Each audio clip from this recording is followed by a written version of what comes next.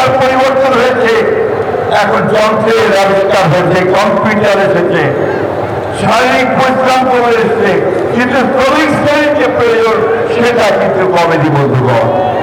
আজকে বাংলাদেশে বারবার সরকার এসেছে, আমরাও এসেছি, কিন্তু শ্রমিক শ্রেণীর সত্যিকার অর্থে যে কাজগুলো করা দরকার ছিল আমরা কিন্তু সেই কাজগুলো সময় করে উঠতে পারিনি। একমাত্র আজকে আমি এই কথা খুব জোর গলায় বলতে চাই যে একমাত্র আমাদের দলের প্রতিষ্ঠাতা বাংলাদেশের স্বাধীনতার ঘোষক শহীদ প্রেসিডেন্ট জিয়া রহমান একমাত্র ব্যক্তি যিনি প্রথম সেটা উপলব্ধি করেছিলেন, উপলব্ধি করে তিনি অনেক কাজ করেছিলেন শ্রমিক ভাইদের জন্য। প্রথম কাজ তিনি যেটা করেছিলেন সেটা শ্রমিক ভাইদের বোনদের তাদের কর্মসংস্থানের জন্য তিনি যে গার্মেন্টস কারখানাগুলো চালু করেছিলেন, একটা নতুন সুযোগ তৈরি করে দিয়েছিলেন। এবং একই সঙ্গে বাংলাদেশের আমাদের শ্রমিক ভাইরা যেখানে কাজ পায় না বিদেশে গিয়ে যেন কাজকে অর্থ উপার্জন করতে পারে সেই জন্য বিদেশে শ্রমিক রপ্তানি ব্যবস্থা করেছিলেন, রেমিটেন্সের ব্যবস্থা করেছিলেন বন্ধুগণ। আর অনেকগুলো কাজ তিনি করেছিলেন যে গার্মেন্টস সহ নতুন বৃহৎ ক্ষুদ্র শিল্প করে লাখ লাখ নারী পুরুষ শ্রমিকের কর্মসংস্থান করেছেন। কনভেনশন 144 অনুমোদন করে ত্রিপক্ষীয় পরামর্শ পরিষদ গঠন করেছিলেন। শ্রমিকের শিক্ষার জন্য 3টি শিল্প সম্পর্ক মিনারেতন এবং কল্যাণ চিকিৎসার জন্য 17টি লেবার ওয়েলফেয়ার সেন্টার গঠন করেছিলেন। আবার জন্য ঢাকা চট্টগ্রামের বহু দালাল তৈরি করেছিলেন। দেশ নেত্রী Begum Khaleda Zia labour code 2006 labour welfare foundation গঠন করেছিলেন। অর্থাৎ জাতির শ্রমিকদের জন্য যতটুকু কল্যাণমূলক কাজ করা দরকার আমাদের দল, আমাদের নেতা শহীদ জিয়া ও নেত্রী বেগম খালেদা জিয়া করেছিলেন। আজকে আমরা রাজনৈতিকভাবে একটা অস্বাভাবিক পরিস্থিতি বাস করছি। আমাদের একটা ছাত্র জনতার উত্থান হয়েছে, আমরা একটা ভয়াবহ ফ্যাসিস্টকে দেশ থেকে তাড়িয়েছি, আমরা ফ্যাসিবাদের পতন ঘটিয়েছি, কিন্তু এখন পর্যন্ত আমরা গণতন্ত্রের উত্তরণ ঘটাতে পারি। এখন পর্যন্ত আমাদের যেটা আকাঙ্ক্ষা যারা আমাদের জনগণের ভোটের মাধ্যমে আমরা একটা আমাদের সরকার গঠন করবো, পার্লামেন্ট গঠন করবো, সেটা কিন্তু আমরা এখনো গঠন করতে পারিনি। অন্তর্বর্তীকালীন সরকার এসছেন, ডক্টর ইউনূস আমাদের সকলের শ্রদ্ধেয়, আমরা তাদের ক্ষেত্রে বারবার অনুরোধ করছি যে সংস্কারগুলো দ্রুত সম্পন্ন করুন এবং সংস্কার যে কনসেপ্ট যে পাস করছেন এটা কিন্তু বিএনপি প্রথম করেছে। 1975 সালে 1 শাসন ব্যবস্থা 5 সাল থেকে পট পরিবর্তনের পরে আমাদের নেতা শহীদ প্রেসিডেন্ট জিয়া রহমান সেই বহুদলীয় গণতন্ত্র নিয়ে সে সংস্কার শুরু করেছিলেন। এই আজকে আমাদের সাংবাদিক ভাইরা এখানে আজকে অনেকগুলো ক্যামেরা নিয়ে দাঁড়িয়ে আছেন। এই সংবাদপত্রের যে স্বাধীনতা, মিডিয়ার যে স্বাধীনতা, এটাও শহীদ প্রেসিডেন্ট জিয়া রহমান নিয়েছিলেন সংস্কারের মধ্যে দিয়ে। সন্তান এবং এই জন্যই আমাদের নেতা, আমাদের ভারপ্রাপ্ত তারেক রহমান সাহেব সবচেয়ে খারাপ সময় যখন আমাদের ফাঁসি চেপে বসে ডিসেম্বরের উপরে, তখনই রাষ্ট্র পরিবর্তনের কথা চিন্তা করে, কাঠামো পরিবর্তনের কথা চিন্তা করে একটি দফা দিয়েছিলেন। সুতরাং আজকে এই শ্রমিক সমাবেশ থেকে আমরা দাবি করছি অবিলম্বে সংসদ সংস্কার যেগুলো একমত হয়েছে দলগুলো, সেই সংস্কার করে যে আপনারা ইমপ্লিমেন্ট করেন, সেগুলোকে কাজে কাজ করেন, সংস্কারগুলো নিয়ে আসেন এবং দ্রুত নির্বাচনের ব্যবস্থা করেন।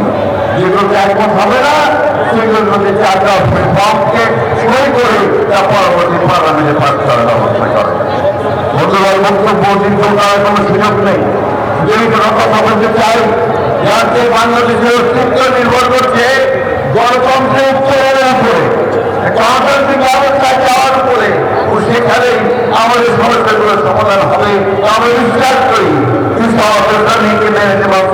সমস্যার সমাধান একমাত্র সম্ভব একটা গণতান্ত্রিক ব্যবস্থায় উত্তরণের মধ্য দিয়ে। আরেকটা কথা বলে শেষ করবো, দয়া করে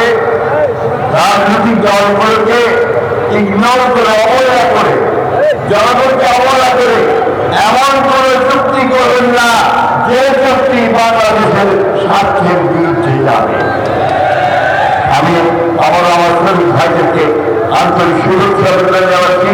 এই দিবসে যে স্লোগানটি এই দিনের সবচেয়ে বড় স্লোগান, সমস্ত দুনিয়ার সত্যকে এক করে, সেই স্লোগান নিয়ে শেষ করতে চাই। ধন্যবাদ।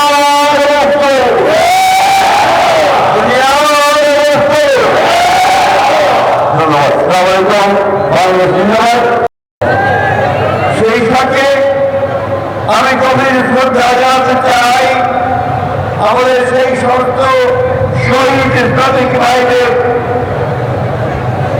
যারা 1983 সাল থেকে তার অধিকার রক্ষার জন্য তারা প্রাণ দিয়েছেন, বুকের তাজা রক্ত রাস্তায় ঢেলে দিয়েছেন, যার প্রতি আজকের লাল রং।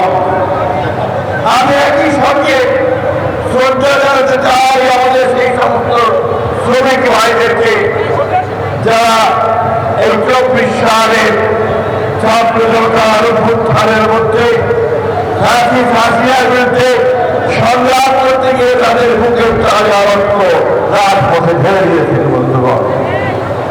বন্ধুগণ, এই সভ্যতা, এই যে পৃথিবী, এই আজকে আমরা বিভিন্ন কল কারখানা, ডিভাইস, এই যে আমাদের সামনে ড্রোন, ক্যামেরা, তালিকা যা কিছু দেখছি সব কিছুর উপরে কিন্তু রয়েছে আপনাদের শ্রমিক ভাইদের অবদান, তাদের রক্ত, তাদের সব শ্রমের ঘাম। সভ্যতার মধ্যে হচ্ছে শ্রমিকদের সেই অবদানের মধ্যে দিয়ে আজকে সেই জন্যই সারা বিশ্বে শ্রমিক ভাইদের থেকে তাদের আন্দোলনের ফলে তারা অর্জন করেছিলেন সেই দিবস পালিত। বক্তব্য দীর্ঘ করবো না, বক্তব্যের আমাদের অপেক্ষা করছেন আমরা সবাই অপেক্ষা করছি আমাদের ভারপ্রাপ্ত চেয়ারম্যান মহোদয়ের বক্তব্য শোনার জন্য।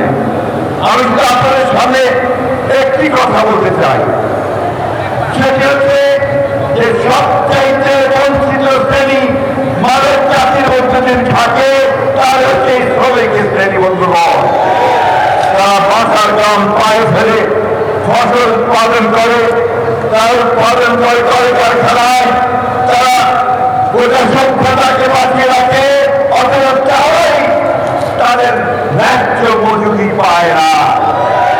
একই ঘটনা বাংলাদেশেও।